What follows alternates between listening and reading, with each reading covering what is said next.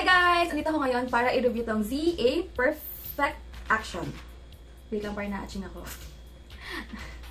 Wait lang. Hi guys! Andito ako ngayon para i-review sa inyo itong ZA Perfect Action Mascara Waterproof. Ayan. Grabe. Hindi ko siya ma-apply ngayon kasi may ginamit ako ibang mascara kanina. Bigay sa akin ng mama ko from Avon. Pero sasabihin ko na lang sa inyo kung ano yung review. Siguro, ang review ko dito, isa to sa pinakamaganda at sulit na mascara na nabili ko. Dahil, unang-una, ang cute ng packaging niya. And, wait lang. Pasensya na meron akong red dyan kasi may allergy ako. Ewan ko, kasi kumain akong tuna. Anyway, may commercial pa. Ito siya, ganito yung itsura niya. Ayan, simple lang. Super gusto ko to.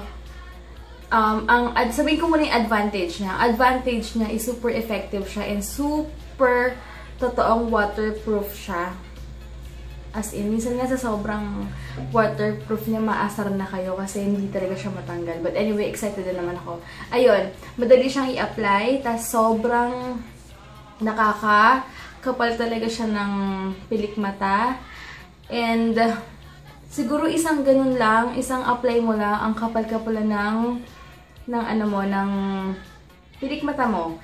And then, yun nga, ang sabi ko nga sa inyo, ang disadvantage lang ito, kailangan nyo talaga ng makeup remover kapag ginamit nyo to kasi ang mangyayari nito, ewan ko kasi ang gamit ko is yung Pond's makeup remover na wipes. Nakita nyo yata yun sa November favorites ko. Yun yung gamit ko, hindi pa siya enough. And wala akong stock na baby oil dito or olive oil, wala. Kaya, no choice ako. Kahit na siguro sabihin mong ginamit mo na siyang pangtanggal, hindi pa rin talaga natatanggal. Ewan ko Pero try nyo kung meron kayong medyo magandang makeup remover or talagang extensive na makeup remover, baka umeffect. Pero sa akin, talagang kahit anong gawin ko, naghilamos na ako, nakastay talaga siya sa eyelash ko. Sa eyelashes ko. Tapos, ang mahirap pa dito, minsan, nakapaghilamos ka na, natanggal mo na siya, hindi pa rin siya matatanggal, diba? So, kinabukasan, pagising mo, magugulat ka na lang, sobrang itim nung dito mo. Ayan, as in sobra. Literal na maitim. As in, kung OA ako, OA talaga ako. Kasi totoo yung sinasabi ko. Ayan, nabili ko siya sa SM South Mall ng 250 plus lang kasi 50% off siya. Hindi na ako nagdalawang isip kasi nung unang pag-apply ko pa lang sobrang na-inlove na ako dito. Ayan, nag-iisa lang to sa ZA.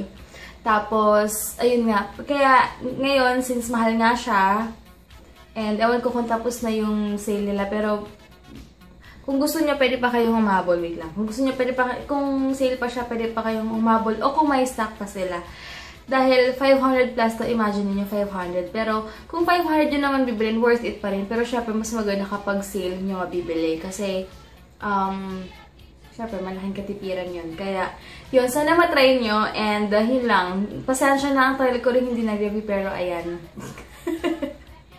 May sense na yung sinasabi ko. But, ito nga, sobrang maganda talaga to. Try nyo. Sana matry nyo and balitaan nyo ako kapag na-try nyo na itong ZA. And masasabi kong, sobrang sulit talaga yung pera nyo kapag bumili kayo nito.